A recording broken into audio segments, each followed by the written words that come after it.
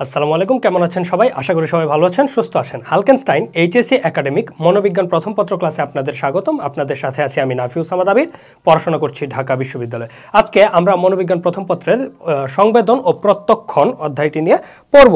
তাহলে সংবেদন বলতে আমরা সাধারণত কি বুঝি, আর প্রত্যক্ষণ বলতেই কি বুঝি, এবং এর বৈশিষ্ট্য, সংবেদন এবং প্রত্যক্ষণের মধ্যে পার্থক্য, এই সকল কিছু যাবতীয় বিষয়গুলো এই অধ্যায়ে আমরা দেখব। তো যদি শুরু করতে হয় যে সংবেদনের সাথে অন্যতম গুরুত্বপূর্ণ যে জিনিসটি কানেক্টেড, সেটা হচ্ছে উদ্দীপক। উদ্দীপক বলতে সাধারণ অর্থে আমরা বুঝি হচ্ছে যে জিনিস যেটা আমাদের মধ্যে কোনো প্রকার উদ্দীপনা সৃষ্টি করতে পারে। এটা কোনো ব্যক্তি হতে পারে, বস্তু হতে পারে, কোনো ঘটনা হতে পারে, যে কোনো বিষয় আসলে যেটা আমাদের মস্তিষ্কে উদ্দীপনার সৃষ্টি করবে, সেটাই মূলত আমাদের জন্য উদ্দীপক। আর এই উদ্দীপক সংবেদন সৃষ্টিতে বা সংবেদন প্রক্রিয়ায় বেশ গুরুত্বপূর্ণ ভূমিকা পালন করে, কারণ সংবেদনের সৃষ্টি হয় উদ্দীপকের ক্রিয়ার মাধ্যমে। একটা উদ্দীপক আমাদের মস্তিষ্কে উদ্দীপনা সংবেদন সৃষ্টি করে। আসলে উদ্দীপনা সৃষ্টি করতে পারে শুধুমাত্র কি উদ্দীপক দ্বারাই। তাহলে যখন একটা উদ্দীপক আমাদের মস্তিষ্কের সংবেদন সৃষ্টিকারী অংশে উদ্দীপনার সৃষ্টি করবে, তখনই কিন্তু আমরা মূলত সংবেদন জিনিসটা অনুভব করতে পারবো। আর এই সংবেদন থেকেই মূলত হচ্ছে প্রত্যক্ষণ জিনিসটা আসে। যেমন সংবেদনকে যখন আমরা হচ্ছে কোনো অর্থবোধকভাবে ব্যাখ্যা করব, বা হচ্ছে কি সংবেদন, যেটা আমাদের সংবেদনের ইংরেজি হচ্ছে কি সেন্সেশন। তো আমরা যে জিনিসটা ফিল করব আমাদের ইন্দ্রিয়ের মাধ্যমে, সেটাকে যখন আমরা বাহ্যিকভাবে দেখতে পারবো বা ব্যাখ্যা করতে পারবো, তখনই শুধুমাত্র সেটাকে আমরা কি প্রত্যক্ষণ বলবো। তাহলে সংবেদন এবং প্রত্যক্ষণ মূলত আমাদের ইন্দ্রিয় গ্রাহ্য যে কাজগুলো রয়েছে সেগুলোকেই ব্যাখ্যা করে।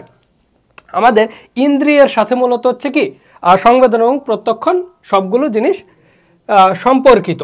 তো এই যে আমি যদি একটু আলোচনা করি যে উদ্দীপক হলো এক ধরনের বস্তু বা বিষয় যা স্নায়ুতন্ত্রকে উদ্দীপিত করে। উদ্দীপক প্রথমে একটি সংবেদীয় গ্রহণ কোষকে উদ্দীপ্ত করে। এ উদ্দীপনা সংবেদন নামে স্নায়বিক প্রবাহে রূপান্তরিত হয় এবং তা মস্তিষ্কে চলে যায়। মস্তিষ্ক জন্ম দেয় নতুন চেতনার, নতুন অভিজ্ঞতার। চক্ষু, কর্ণ, নাসিকা, জিহ্বা ও ত্বক, যে আমাদের পাঁচটা ইন্দ্রিয়, এই পাঁচটি ইন্দ্রিয়ের সাহায্যে আমরা পৃথিবীর যাবতীয় বস্তু রূপ, রস, গন্ধ, স্পর্শ, স্বাদ প্রভৃতির সংবেদন অনুভব করি। আমাদের আচরণ, অভিজ্ঞতা ও জ্ঞানের মৌলিক উৎস হচ্ছে কি সংবেদন। আর সংবেদনকে যখন অর্থবোধক বা ব্যাখ্যা করা হয়, তখনই তা হয়ে ওঠে প্রত্যক্ষণ। তাহলে আমরা যা দেখি বা শুনি তা আমাদের মনের রঙে রাঙিয়ে কি প্রত্যক্ষণ করে থাকি। এখন আমরা এই তো গেল আমাদের সংবেদন এবং প্রত্যক্ষণ সম্পর্কে মোটামুটি একটা বেসিক ধারণা, যে সংবেদন কি হতে পারে বা কিভাবে সৃষ্টি হয়, সেটার সাথে প্রত্যক্ষণ কিভাবে কানেক্টেড। এখন আমরা সংবেদনের সংজ্ঞা যদি একটু দেখি, সংবেদন হলো উদ্দীপনার প্রাথমিক চেতনা বা বোধ। উদ্দীপক হচ্ছে বা যেটা আমরা বলেছি, তো উদ্দীপক সম্পর্কে যখন মানুষ আসলে সচেতন হয় বা মস্তিষ্ক যখন আমাদেরকে উদ্দীপক সম্পর্কে সচেতন করে, তখনই সেটাকে আমরা সংবেদন বলতে পারি। যেমন আলোর সংবেদন, শব্দের সংবেদন, অর্থাৎ আমরা ওই যে আলো জিনিসটা যখন আমরা চোখ খুলি, তখন এই যে আলো যেটা হচ্ছে সেটা আমাদের চোখের মধ্য দিয়ে মস্তিষ্কে একটা সংবেদনের সৃষ্টি করে যে এই জিনিসটা আলোকিত। আর এই আলোকিত অংশটাতে যখন আমি বস্তুগুলা দেখি, তখন হচ্ছে সেটাকে আমরা প্রত্যক্ষণ বলবো। তাহলে আমরা কয়েকটা সংজ্ঞা যদি একটু দেখি, ক্রাইডারের সংজ্ঞাটা যদি দেখি, সংবেদন হলো এমন একটি প্রক্রিয়া যার সাহায্যে ইন্দ্রিয় যন্ত্র যেমন চক্ষু ও কর্ণ পরিবেশ সম্পর্কে তথ্য সংগ্রহ করে। তাহলে তথ্য যখন সংগ্রহ করবে সেটা হচ্ছে সংবেদন। আর সেই তথ্যকে যখন আমরা ব্যাখ্যা করব, প্রসেস করে মস্তিষ্ক যখন এই জিনিসটা আমাদেরকে কি দেখার বা হচ্ছে কি ওই জিনিসটা ব্যাখ্যা করার অর্থবোধকভাবে আমাদের সামনে উপস্থাপন করবে, আর আমরা সেটাকে দেখতে পাবো, তখন সেটাকে আমরা প্রত্যক্ষণ বলে থাকি। এরপর আমরা যদি একটু ওভারঅল একটু আসি, যে বহির্জগতের উদ্দীপক ইন্দ্রিয়ে আঘাত করলে যে উদ্দীপনার সৃষ্টি হয়, তা মস্তিষ্কে বাহিত হলে যে সহজ চেতনার উদ্ভব হয়, তাকে সংবেদন বলে। বলে অবশ্যই জরুরি কি ইন্দ্রিয়। আমরা সংবেদন সৃষ্টি হতে পারে কি চোখের দেখার মাধ্যমে, কানে শোনার মাধ্যমে, শরীরে অনুভূতির মাধ্যমে, জিহ্বায় স্বাদ গ্রহণের মাধ্যমে। যখনই আমরা হচ্ছে কি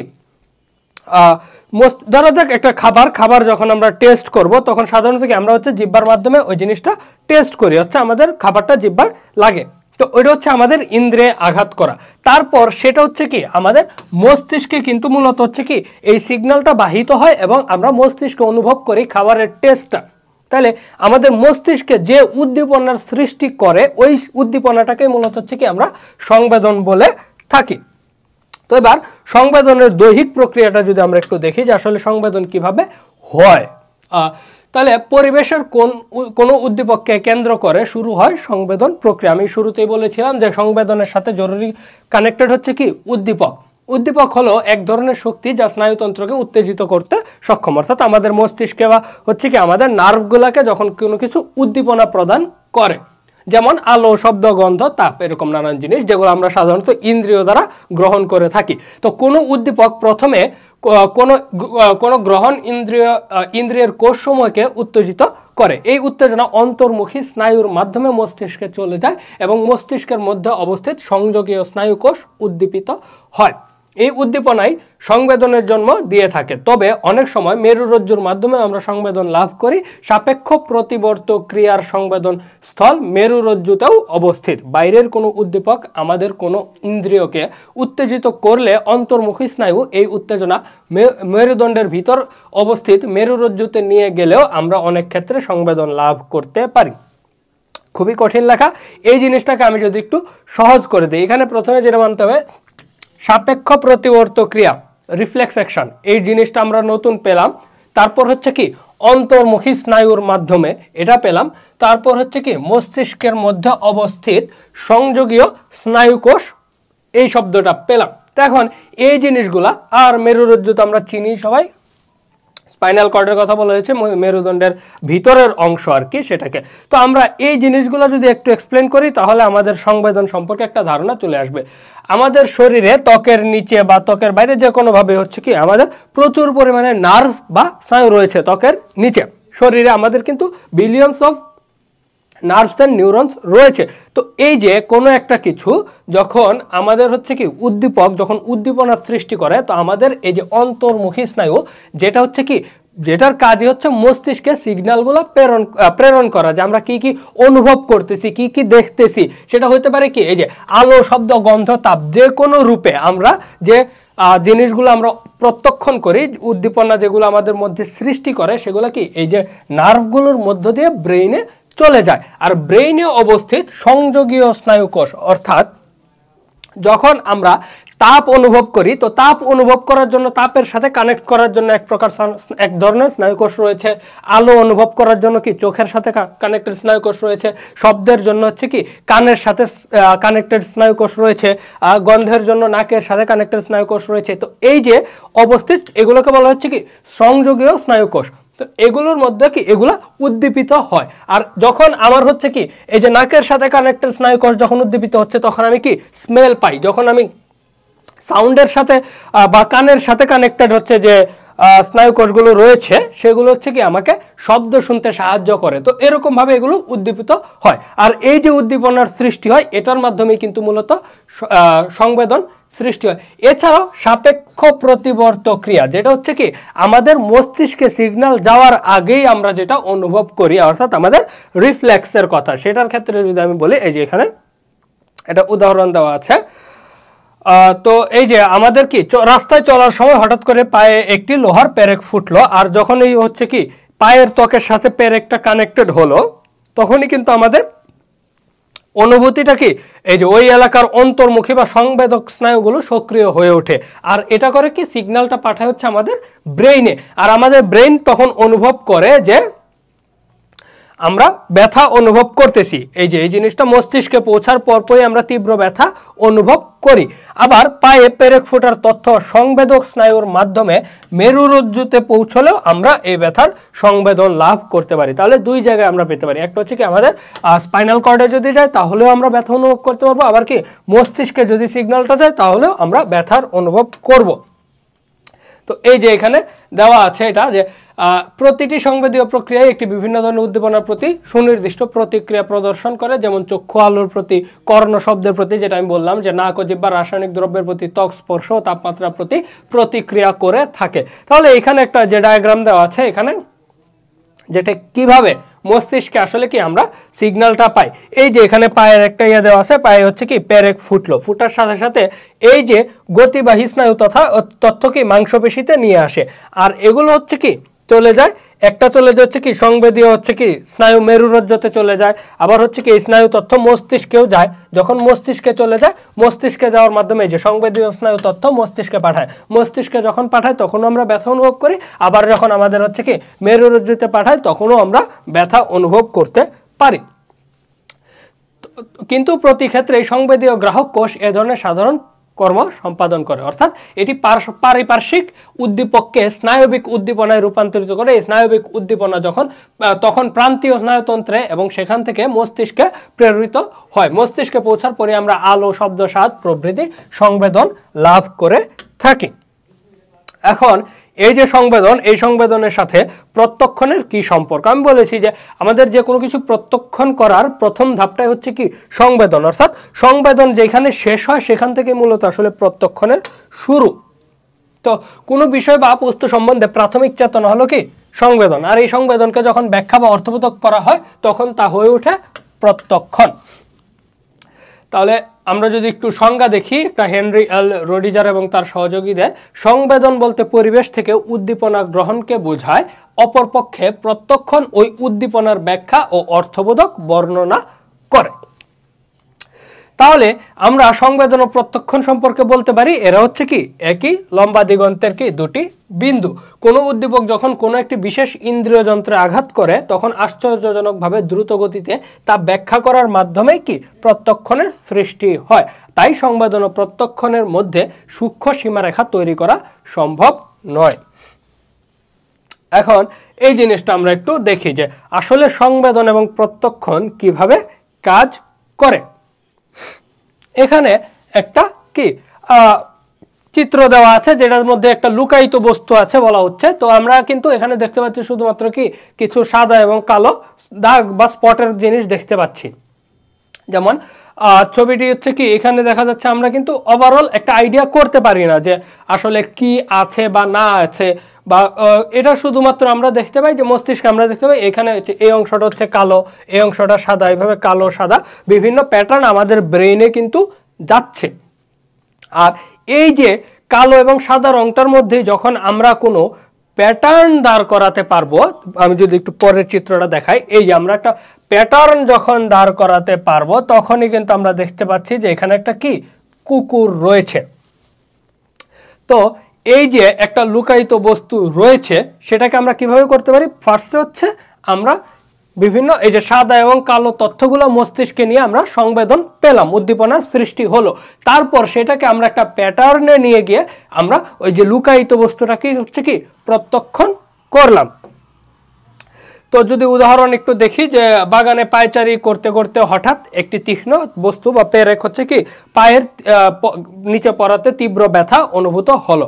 তীব্র ব্যথার এই অনুভূতিটা হচ্ছে সংবেদন। আর যখন বোঝা গেল একটি লোহার পেরেক পায়ে ফুটতেই এই ব্যথা অনুভূত হয়েছে তখনই তাকে প্রত্যক্ষণে পরিণত হয়।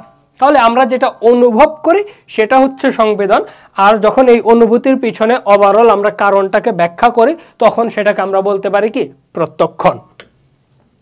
তো এই যে সংবেদন এবং প্রত্যক্ষণের যদি একটু পার্থক্য দেখি, যে সংবেদন একটি প্রান্তীয় প্রক্রিয়া, অপরদিকে প্রত্যক্ষণ একটি কেন্দ্রীয় প্রক্রিয়া। এখন প্রান্তিক কেন আবার কেন্দ্রীয় কেন? যেমন সংবেদনের ক্ষেত্রে আমরা দেখি যে ইন্দ্রিয়ের মাধ্যমে যে কোনো একটা উদ্দীপনা গ্রহণ করে তা মস্তিষ্কে প্রেরণ পর্যন্ত করাই হচ্ছে কি সংবেদন। কিন্তু প্রত্যক্ষণের কাজ পূর্ণভাবে বিকশিত হয় মস্তিষ্কের সংযোগ এলাকার সক্রিয় ভূমিকার কারণে। আমাদের যখন আমরা উদ্দীপনাটা অনুভব করতে পারি শুধু তখনই ওটা সংবেদন। আর যখন ওভারঅল এই জিনিসটা পূর্ণভাবে বিকশিত হবে, আমরা ঘটনাটা সম্পর্কে একটা বিস্তারিত ধারণা পাবো, তখন সেটাকে আমরা কি প্রত্যক্ষণ বলবো। এই জন্য এটা হচ্ছে কি একটা প্রান্তীয় প্রক্রিয়া সংবেদন, আর প্রত্যক্ষণ একটি কি কেন্দ্রীয় প্রক্রিয়া। সংবেদন হলো একটি উপস্থাপনমূলক প্রক্রিয়া, অপরপক্ষে প্রত্যক্ষণ একই সাথে উপস্থাপনমূলক এবং পুনরুজ্জীবনমূলক প্রক্রিয়া।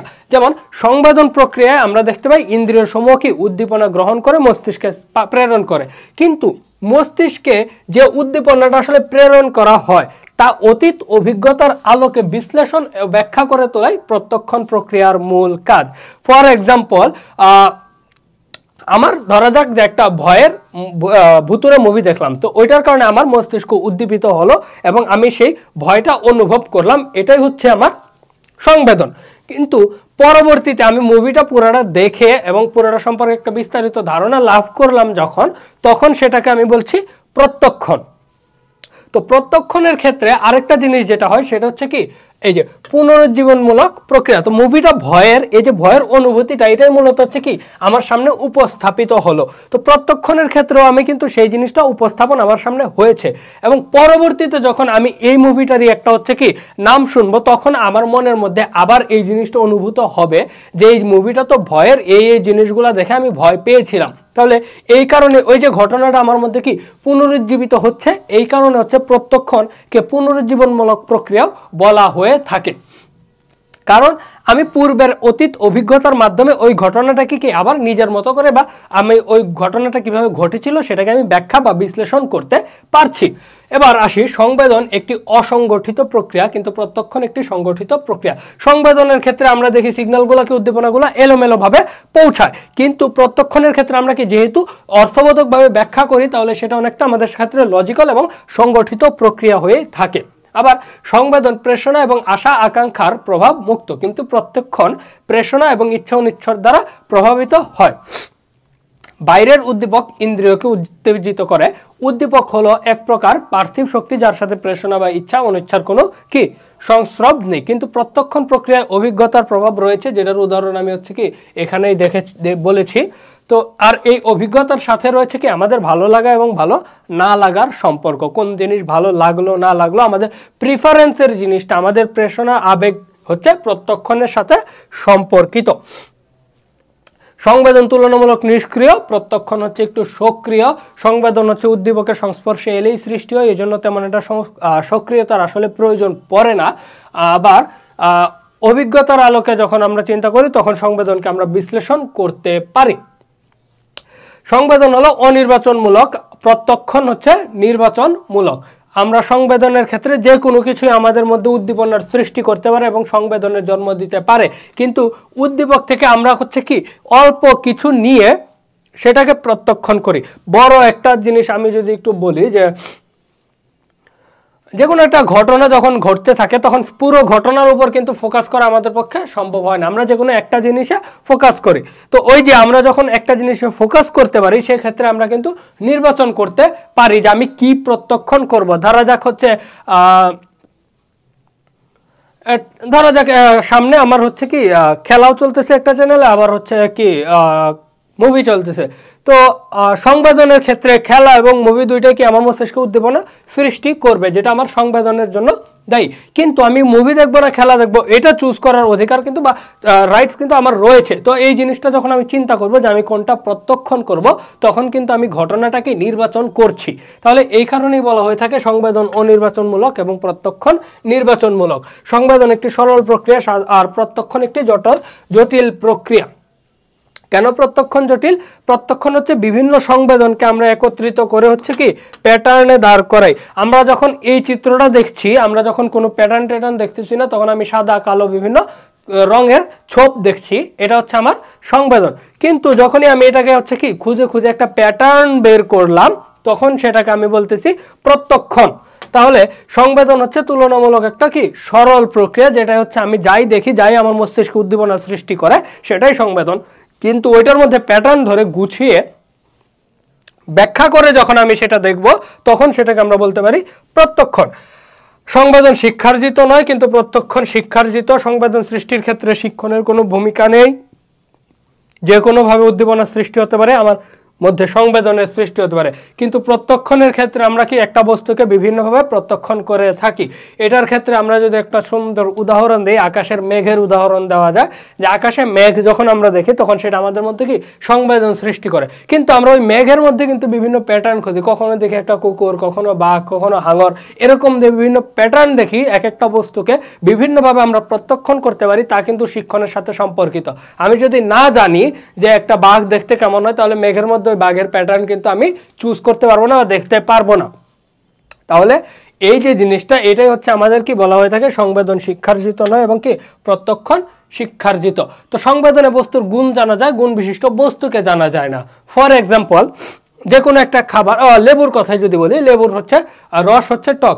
তো আমি যখন আমার জিহ্বাতে হচ্ছে লেবুর রস হচ্ছে করব, তখন আমি টক অনুভূতিটা মস্তিষ্কে ফিল করতে পারবো, তাহলে বস্তুর গুণ জানা যাবে। কিন্তু এই যে টক অনুভূতিটা কেন আসছে সেটা কি আমি জানতে পারবো? গুণ বিশিষ্ট বস্তুটা কি এটা কিন্তু সংবেদনের মাধ্যমে জানতে পারবো না। সেটার জন্য আমার প্রত্যক্ষণ করতে হবে যে হ্যাঁ আমি একটা লেবুর টুকরা নিয়েছিলাম, আর এটা যখন দেখবো তখন কি আমরা প্রত্যক্ষণ করতে পারবো। যেমন এই যে এখানে একটু দেখি যে এক ঝলক আলো এসে চোখকে ঝলসে দিল, চোখে এটা লাগলো, মস্তিষ্কে একটা ইয়া হলো যে আমি চোখে অন্ধকার দেখতেছি এরকম।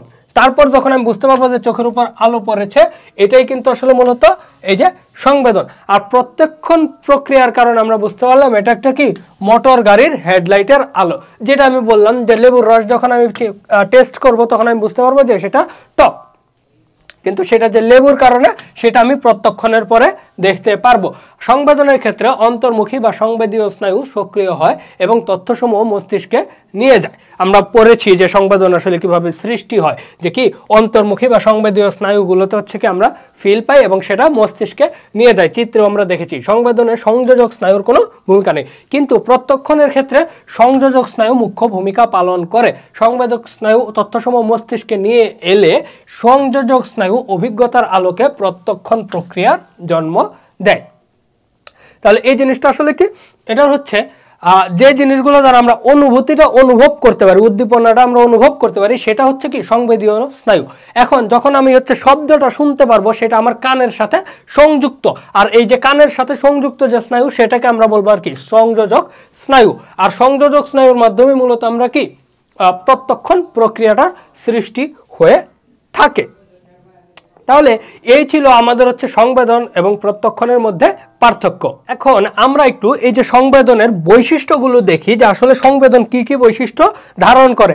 আমরা সংবেদনের সংজ্ঞাতেই দেখেছি যে উদ্দীপকের মাধ্যমে আমরা বিভিন্ন উদ্দীপনার সৃষ্টি হয়, সেটা আমাদের মস্তিষ্কে যায়।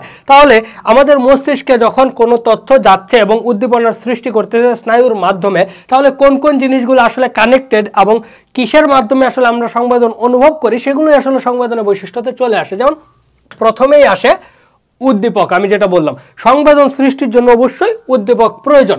আমাদের চারপাশে যে নানান রকম হচ্ছে কি আমরা দেখতে পাই পঞ্চ ইন্দ্রিয়র মাধ্যমে আমরা সাধারণত কি সকল উদ্দীপনা গ্রহণ করে থাকি। তাহলে আমাদের এই ইন্দ্রিয়গুলোকে উদ্দীপিত করতে পারবে এরকম যে বিষয় বা বস্তু রয়েছে সেগুলোই আসলে উদ্দীপক। যেমন আলো সৃষ্টি করতে পারলে আলোর মাধ্যমে আমরা কি চোখে উদ্দীপনা পাবো, বাতাসের মাধ্যমে ত্বকে পাই, শরীরে পাই, শব্দের ক্ষেত্রে আমরা কানে উদ্দীপনা পাই, আগুনের ক্ষেত্রে আমরা তাপ স্কিনেও পাই আবার দেখতেও পারি, বরফের ক্ষেত্রে হচ্ছে কি আমরা দেখতে পারি আবার অনুভবও করতে পারি। তো এরকম নানান উদ্দীপক কিন্তু রয়েছে যেগুলো আমাদের পাঁচটা ইন্দ্রিয়কে উদ্দীপিত করে। তাহলে যে জিনিসগুলো আসলে আমাদের মস্তিষ্ককে উদ্দীপিত করতে পারে সেগুলোই হচ্ছে উদ্দীপক। এখন আসি তীব্রতা।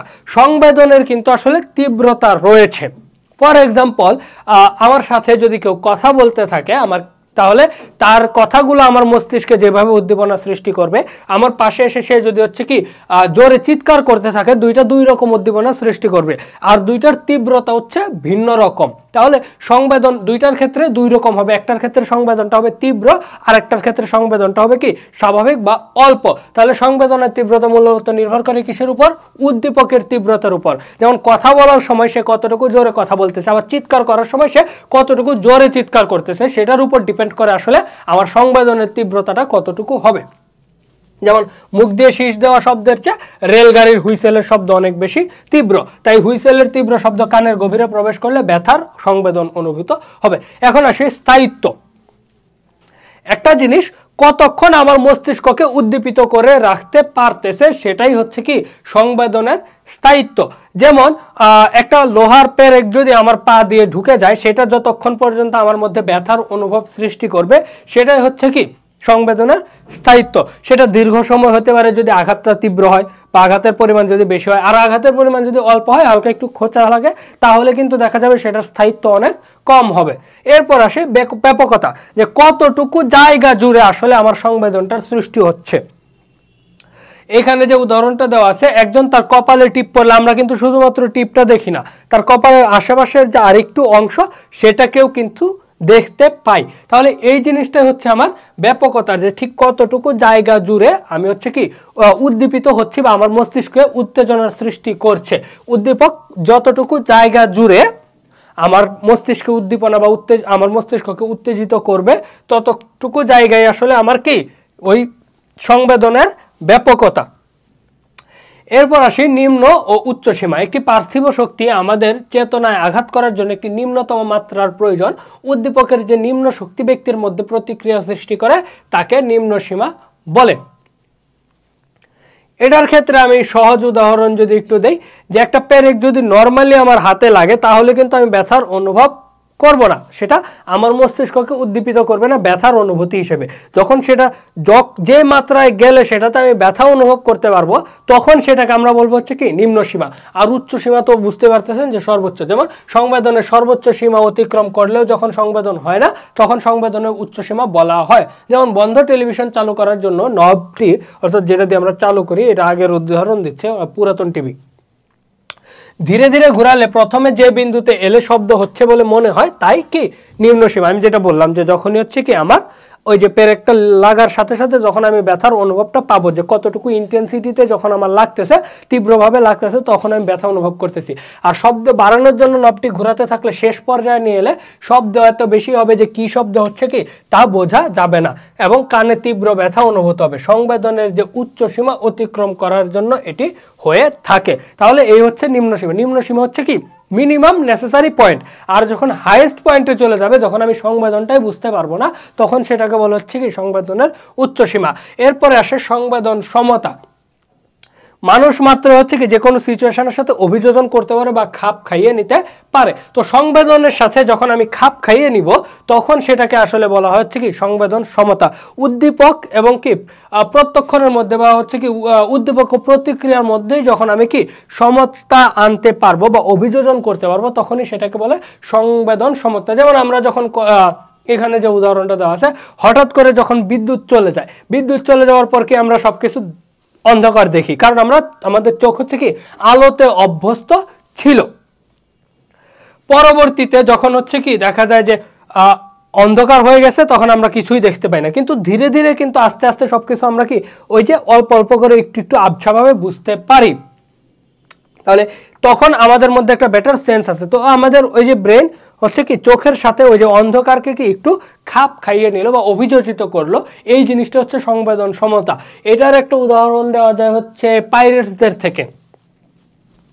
পাইরেট বা জলদস্যুদের ক্ষেত্রে আমরা দেখেছি তারা আই প্যাচ ইউজ করতো, কিন্তু বিভিন্ন আমরা মুভিতে কার্টুনে সব জায়গাতে দেখেছি পাইরেট হচ্ছে কি আই প্যাচ ইউজ করতো। তো হচ্ছে এই আই প্যাচ ইউজ করার কাহিনী হচ্ছে ওরা কিন্তু অন্ধ থেকে আই প্যাচ ইউজ করতো না। ওরা মূলত হচ্ছে কি দেখা যেত যে বাইরে যখন জাহাজে আছে তখন তারা হচ্ছে কি একটা চোখ বন্ধ করে রাখতো, তো তাদের এক চোখ থাকতো হচ্ছে ওই আই প্যাচের কারণে অন্ধকারে অভ্যস্ত, আর এক চোখ আলোতে।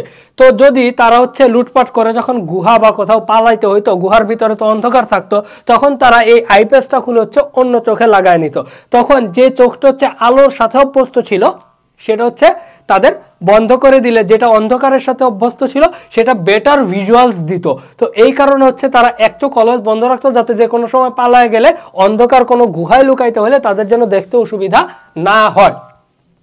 তো এই যে তাদের চোখকে তারা রেডি করতো হচ্ছে অন্ধকার বা আলোর সাথে খাপ খাইয়ে নেওয়ার জন্য, তখনই সেটাকে বলা হয় মূলত হচ্ছে কি এই যে সংবেদন সমতা। এরপর আসি সংকেত। সংবেদন সংকেত হিসেবে কাজ করে থাকে। সংবেদন স্বাভাবিকভাবেই কি সংকেত হিসেবে কাজ করে থাকবে, কারণ আমরা জানি যে যখন কোনো একটা সংবেদন আমরা পাবো তখন আমরা বুঝতে পারবো যে আসলে এটা কিসের সিগন্যাল আসলে দিচ্ছে। একটু উদাহরণ যদি দেখি, যে বাঘ শিকারী গভীর বনে বানরকুলের ভীতি বিহব্বল ছোটাছুটি এবং কি পক্ষীকুলের অনাকাঙ্ক্ষিত কিচিরমিচির শব্দ শুনেই বাঘের উপস্থিতি টের পেয়ে যায়। বানরদের ছোটাছুটি এবং পাখির কিচিরমিচির শব্দ সংকেত হিসেবে কাজ করে থাকে। আবার এটার আর একটা উদাহরণ আমরা দিতে পারি। ধরা যাক আমরা কোনো জঙ্গলে গেলাম, সুন্দরবনে গেলাম, সুন্দরবনে যদি আমরা বাঘের পায়ের ছাপ দেখতে পাই, তাহলে এটাই কিন্তু আসলে আমাদের জন্য একটা সংকেত হিসেবে কাজ করে। উদ্দীপক হচ্ছে কাজ করছে, উদ্দীপক হচ্ছে কি বাঘের পায়ের ছাপটা, যেটা আমাদের মস্তিষ্কে সংবেদন সৃষ্টি করছে, কিন্তু এটার মাধ্যমেই কিন্তু আমরা একটি কি সংকেত পেয়ে যাই যে আসলে আশেপাশে বাঘ থাকতে পারে। এরপর আসি আমরা কি স্থানীয় প্রক্রিয়া বা লোকাল প্রসেসের ক্ষেত্রে। সংবেদনের প্রক্রিয়া হিসেবে কি সংবেদন একটি স্থানীয় প্রক্রিয়া। আমরা সংবেদন এবং প্রত্যক্ষণের মধ্যে কি পার্থক্যের মধ্যে দেখেছি। যেমন শরীরের কোন স্থানে স্পর্শ না করলে না দেখেই তা সঠিকভাবে বলে দেওয়া যায়, অথবা একই সাথে দুটি শব্দ শুনে আমরা তা পার্থক্য করতে পারি। সংবেদনের স্থানীয় প্রক্রিয়ার জন্যই তা সম্ভব হয়। যেমন কেউ যদি আমার কাঁধে হাত দেয়, তাহলে আমি কি না তাকিয়ে বুঝতে পারবো যে কেউ আমার কাঁধে হাত দিয়েছে। তাহলে একটা স্থানে যখন কেউ কি সংবেদন সৃষ্টি করবে বা উদ্দীপনা সৃষ্টি করবে, তো ওই স্থানটা সহজেই কিন্তু আসলে বুঝতে পারে যে কোথায় আসলে সংবেদন সৃষ্টি হচ্ছে। এই জন্য এটাকে স্থানীয় প্রক্রিয়া বলা হয়ে থাকে। প্রান্তীয় প্রক্রিয়া জিনিসটা কি, কোনো বস্তু বা ঘটনা সম্পর্কে যখন আমি প্রাথমিক চেতনা বা বোধ পাবো, তখন সেটাকে বলবো সংবেদন। আর এই সংবেদনকে যখন ব্যাখ্যা করব তখন সেটা প্রত্যক্ষণ। আর সংবেদনকে এই কারণে প্রান্তীয় ঘটনা এবং কি প্রত্যক্ষণকে কেন্দ্রীয় ঘটনা হিসেবে গণ্য করা হয়ে থাকে। তাহলে প্রাথমিক চেতনা হিসেবে যেহেতু এটা কাজ করে, যেমন কি আমি বলেছিলাম পেরেক ঢোকার সাথে সাথে ব্যথার যে অনুভূতি, সেটা হচ্ছে আমার কি প্রাথমিক প্রক্রিয়া। আর সেই ব্যথাটা আমি কেন পেলাম, কিভাবে ব্যথাটা আমার মধ্যে আসলো, পেরেক ঢুকে যাওয়ার যে ঘটনা, সেটা আমার প্রত্যক্ষণ। তো যখন আমি প্রাথমিক চেতনা বা বোধটা পেলাম, সেটাই মূলত আমার কি একটা প্রান্তীয় ঘটনা বা কি সংবেদন। এরপর আসে পার্থক্য সীমার ক্ষেত্রে, যে দুটি উদ্দীপকের মধ্যে ন্যূনতম ইন্দ্রিয় গ্রাহ্য পার্থক্য হলো কি পার্থক্য সীমা। পার্থক্য সীমা সংবেদনের একটি গুরুত্বপূর্ণ বৈশিষ্ট্য। এবার আসি আমরা সংবেদন, এটা হবে সংবেদন সমতা, অভিযোজন বা খাপ খাইয়ে নেওয়া সম্পর্কে আমরা পড়েছিলাম। তাহলে আমরা একটু সংবেদন সমতা নিয়ে যদি একটু দেখি, যে অ্যাডাপ্টেশনের বাংলা হচ্ছে কি সমতা বা অভিযোজন। তো সমতা ও অভিযোজন বিভিন্ন অর্থে ব্যবহৃত হয়ে থাকে, যার বেশিরভাগই অবস্থা বা পরিবেশগত কারণে আচরণের পরিবর্তনের সাথে সম্পর্কিত। আর এই আচরণের পরিবর্তনকে বলা হয় সংবেদন সমতা।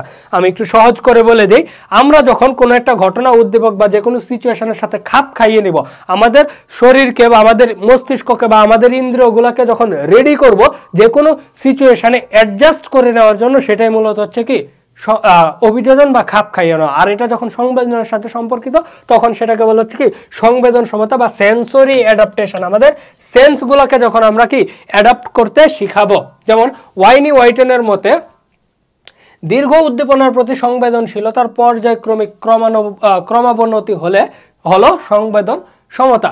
তাহলে দীর্ঘ উদ্দীপনার প্রতি সংবেদনশীলতার পর্যায়ক্রমিক ক্রমাবনতি অর্থাৎ কি, আমরা যখন একটা উদ্দীপনা দীর্ঘ সময় ধরে দেখব বা অনুভব করব, সেটা যখন আমরা সংবেদনশীলতার যে পর্যায়ক্রমে ধীরে ধীরে যে আমরা অ্যাডজাস্ট করে, অন্ধকার রুমে আমরা ধীরে ধীরে কিন্তু দেখতে পাই জিনিসগুলো আস্তে আস্তে স্পষ্ট হওয়া শুরু করেছে।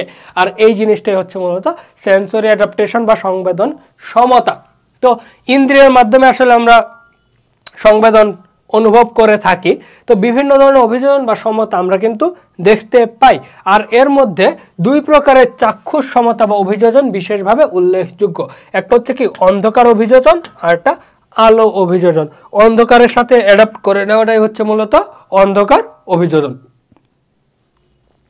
এক কথায় বলতে গেলে এটাই আসলে, যে খুব কম আলোতে কারো দর্শন শক্তির পর্যায়ক্রমিক বৃদ্ধি বা উন্নতি ঘটলে অন্ধকার অভিযোজন সংগঠিত হয়। হঠাৎ করে যখন কারেন্ট চলে যায় বা বিদ্যুৎ চলে যায়, তখন যে অন্ধকার হয়ে যায়, তারপর ধীরে ধীরে কিন্তু আমাদের চোখের অ্যাবিলিটি কিন্তু আস্তে আস্তে বাড়তে থাকে। এই জিনিসটাই হচ্ছে অন্ধকার অভিযোজন।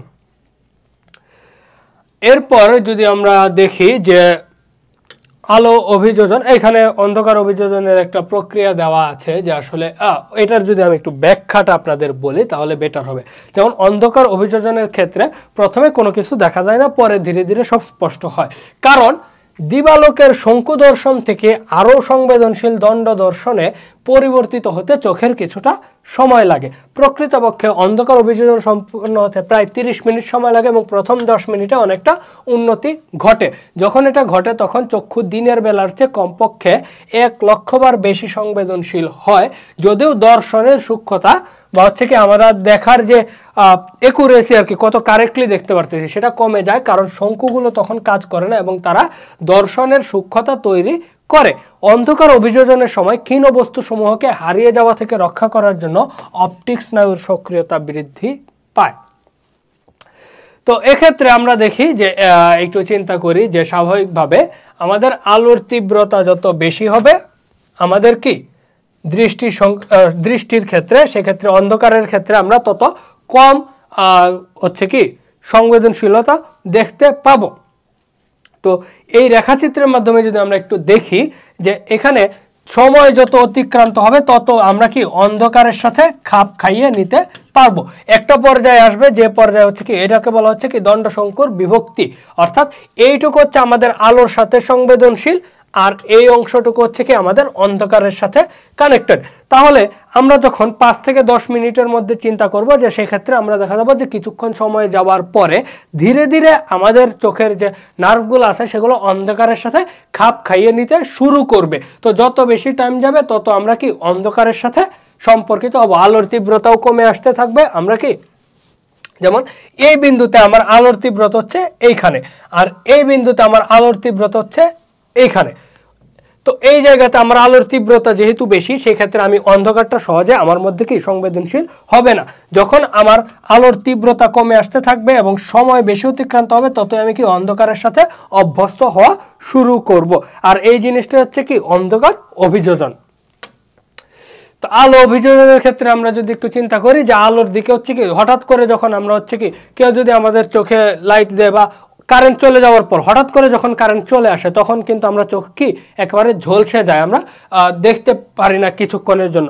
তারপর আস্তে আস্তে কিন্তু আমাদের চোখ ওই জিনিসটার সাথে অ্যাডজাস্ট করে নেয়। আর এই যে আলোর সাথে আমরা যখন হচ্ছে অ্যাডজাস্ট করে নিব সেটাকে বলা হয় হচ্ছে আলো অভিযোজন।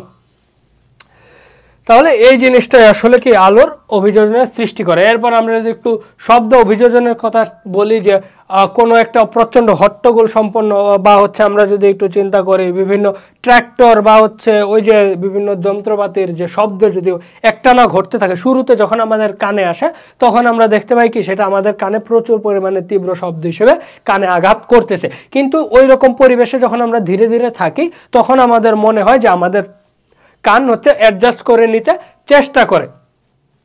তারপর তাপ ও শৈত্য অভিযোজন, যেমন যে এক বালতি গরম পানিতে যদি আমি প্রথমে হাত ডুবাই অবশ্যই গরম অনুভব করব, তারপর যখন আমার ধীরে ধীরে সেটা সহ্য হয়ে যাবে তখন কিন্তু আর এত বেশি গরম লাগবে না। ঠান্ডার ক্ষেত্রেও তাই, আস্তে আস্তে হচ্ছে কি গরম বা ঠান্ডার সাথে আমাদের ত্বক খাপ খাইয়ে নিতে চেষ্টা করে। আর এই যে খাপ খাইয়ে নেওয়া এইটাই হচ্ছে কি আমাদের তাপ এবং শৈত্য অভিযোজনের অংশ। যেমন সংবেদন অভিযোজন একটি স্বয়ংক্রিয় প্রক্রিয়া, এটা ধীরে ধীরে আসলে হয়ে থাকে। কোনো সংবেদনের প্রতি আমরা স্থায়ী প্রতিক্রিয়া করি না, এটি পরিবর্তন যোগ্য।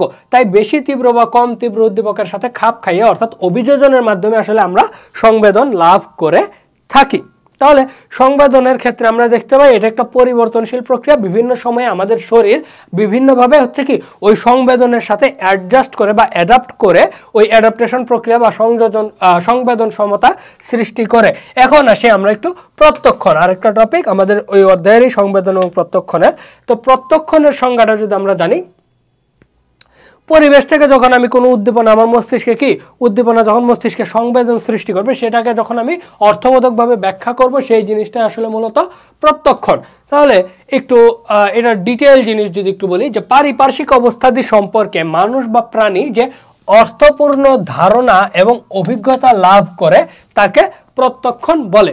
উত্তেজক পারিপার্শ্বিক বস্তু বা ঘটনার বার্তা বয়ে মস্তিষ্কে নিয়ে আসে। উত্তেজক মানে হচ্ছে কি উদ্দীপক, এবং সঙ্গে সঙ্গে শুরু হয় এর বিশ্লেষণ, সমন্বয় সাধন ও একত্রীকরণ। তাহলে মস্তিষ্কে যখন এই বিশ্লেষণ, সমন্বয় সাধন এবং একত্রীকরণ পর অতীত অভিজ্ঞতার আলোকে উক্ত বস্তু বা ঘটনার একটা পরিচয় যখন আমরা পাবো তখনই আমরা সেটাকে প্রত্যক্ষণ বলতে পারি। তাহলে আচরণবাদীদের মতে আচরণের সাথে উদ্দীপকের সম্পর্ক হচ্ছে কি প্রত্যক্ষণ। তারা যে কোনো আচরণকে উদ্দীপক প্রতিক্রিয়ার এককে বিশ্লেষণ করে থাকেন। তাদের মতে প্রত্যক্ষণ হলো বিভিন্ন উদ্দীপকের পার্থক্য নির্ণয়, অর্থাৎ কেউ যদি বিভিন্ন উদ্দীপকের মধ্যে পার্থক্য নির্দেশ করতে পারে তাহলে তার প্রতিক্রিয়াও বিভিন্ন রকম হবে। আর এর অর্থ হচ্ছে যে সে বিভিন্ন বস্তুকে কি পৃথকভাবে প্রত্যক্ষণ করতে পারবে। আমরা যখন কোনো বস্তু বা ঘটনাকে আলাদা আলাদাভাবে দেখতে পাই সেই যে আচরণ আমরা বিভিন্নভাবে কি রিয়্যাক্ট করে থাকি। তাহলে এই যে আমরা বিভিন্ন ঘটনাকে বিভিন্নভাবে বিভিন্ন পার্সপেক্টিভ থেকে দেখতেছি বা আমরা ব্যাখ্যা করতেছি, এই ব্যাখ্যা করতে পারা বা দেখাটাই হচ্ছে মূলত প্রত্যক্ষণ। তো একটা সংজ্ঞা যদি একটু দেখি, রডিজার, রাস্টন, ক্যাপালডি ও প্যারিসের, সংবেদন বলতে পরিবেশ থেকে উদ্দীপনার গ্রহণকে বোঝায়, অন্যদিকে প্রত্যক্ষণ সেই উদ্দীপনার ব্যাখ্যা ও অর্থবোধের বর্ণনা প্রদান করে। আমরা ক্রাইডারের সংজ্ঞার ক্ষেত্রেও দেখেছি যে সিমিলার কথাই আসলে ক্রাইডার এবং তার সহযোগীরা বলেছেন। তাহলে কোনো বস্তু সম্পর্কে আমাদের প্রাথমিক যে চেতনা আসে সেটা হচ্ছে সংবেদন, আর এই সংবেদনকে যখন আমরা ব্যাখ্যা করব সেই ব্যাখ্যাই হচ্ছে প্রত্যক্ষণ। তাহলে প্রত্যক্ষণ হলো সংবেদনের অর্থবোধ বা ব্যাখ্যা করা। যেমন এখানে উদাহরণ যেটা দেওয়া আছে, রাস্তায় চলতে চলতে হঠাৎ করে কি চোখে আলো এসে পড়লো, এই যে আলোটা পড়লো সেটা আমার সংবেদন সৃষ্টি করবে এবং এই আলোটার উৎস হচ্ছে মোটর গাড়ির হেডলাইট, সেটা আমি যখন দেখবো তখন সেটা আমার প্রত্যক্ষণ। প্রত্যক্ষণের বৈশিষ্ট্য নিয়ে সংগঠন বা সুবিন্যস্তকরণ আমরা বলেছি যে কি প্রত্যক্ষণ একটি সংগঠিত প্রক্রিয়া, কারণ এটি পুরো ঘটনাকে বিশ্লেষণ করে একত্রীকরণ করে এবং কি এটা সংঘবদ্ধভাবে প্যাটার্নের সৃষ্টি করতে পারে। এই কারণে প্রত্যক্ষণকে বলা হয় একটি কি সংগঠন বা সংগঠিত প্রক্রিয়া, যেখানে সংবেদন হচ্ছে একটি কি অসংগঠিত প্রক্রিয়া। তাইলে এলোমেলো উদ্দীপনাকে সংঘবদ্ধ রূপে প্রত্যক্ষণ করাই হলো প্রত্যক্ষণের সংগঠন বা সুবিন্যস্তকরণ। এরপরে আসি আমাদের কি নির্বাচনমুখিতার ক্ষেত্রে।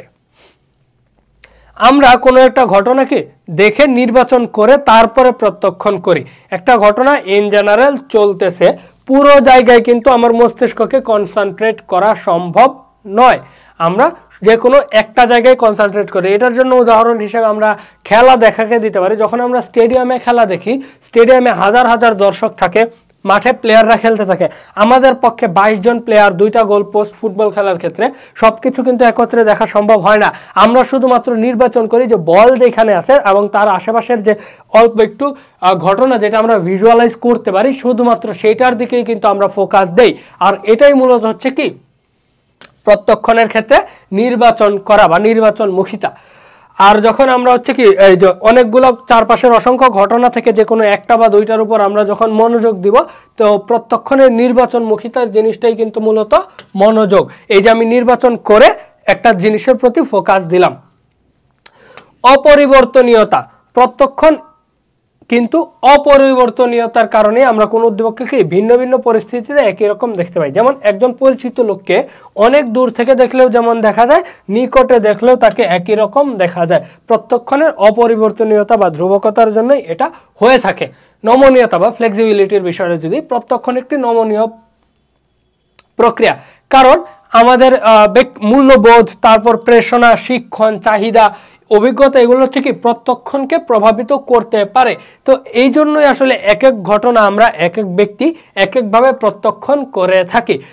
তো ফর এক্সাম্পল, যদি একই ম্যাচে হচ্ছে কি দুইটা টিম যদি থাকে, তাহলে দেখা যায় যে যে দলের সাপোর্টার সেই দলের খেলাটাকে সে ভালো হিসেবে জাস্টিফাই করার চেষ্টা করে, কারণ তার চাহিদা, প্রেরণা, শিক্ষণ ওই দলের প্রতি কি সিম্প্যাথাইজ করে এবং ওই দিকেই নমনীয়তা দেয়।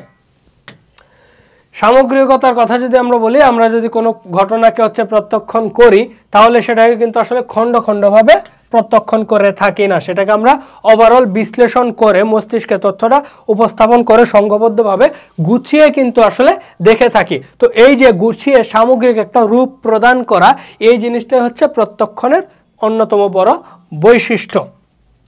তাহলে এই ছিল আসলে আমাদের সংবেদন সম্পর্কিত বিস্তারিত আলোচনা এবং প্রত্যক্ষণের সংজ্ঞা এবং প্রত্যক্ষণের বৈশিষ্ট্য।